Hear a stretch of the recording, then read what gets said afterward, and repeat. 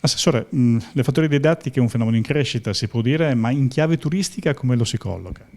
Ma diciamo che le fattorie didattiche non sono solo in chiave turistica, hanno anche questa chiave che è molto importante perché molte persone vengono nelle fattorie per avere anche un punto, diciamo, di ristoro e di informazione, ma le fattorie didattiche coniugano molti aspetti, l'aspetto agricolo, ambientale, quello relativo alle attività motorie e anche educativo, per esempio nei confronti anche dei giovani. E negli ultimi anni le fattorie didattiche appunto si sono aperte anche all'esperienza turistica, quindi rispetto ad altri luoghi, ad altre imprese ricettive, diciamo, le fattorie didattiche hanno la capacità di coniugare questi aspetti e quindi aprirsi anche non solo al turista straniero, ma anche ai nostri cittadini veneti che possono portare i loro figli, per esempio, a conoscere la vera vita in una impresa agricola.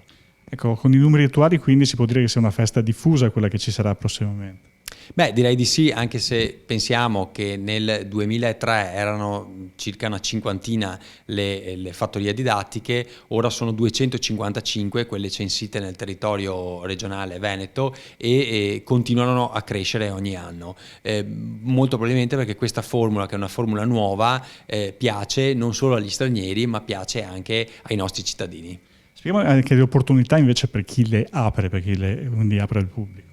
Beh, ovviamente chi apre una fattoria didattica ha tutti quegli incentivi previsti per diciamo, le imprese agricole, quindi hanno finanziamenti nella linea del PSR e finanziamenti particolari anche da parte nostra con incentivi all'apertura e alla gestione. Quindi diciamo, le disponibilità sono notevoli, ma su questo l'importante è magari chiedere informazioni ai nostri uffici e quindi chi ha l'intenzione di aprire queste fattorie verrà anche seguito. Consiglio per il pubblico invece?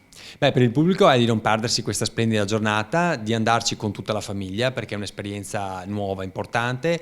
Queste fattorie insegnano anche quella che è la vita in campagna, l'alimentazione sana e anche un momento motorio importante per i propri figli. Quindi chiediamo a tutti di aggredire in senso buono le nostre fattorie didattiche nella prossima giornata.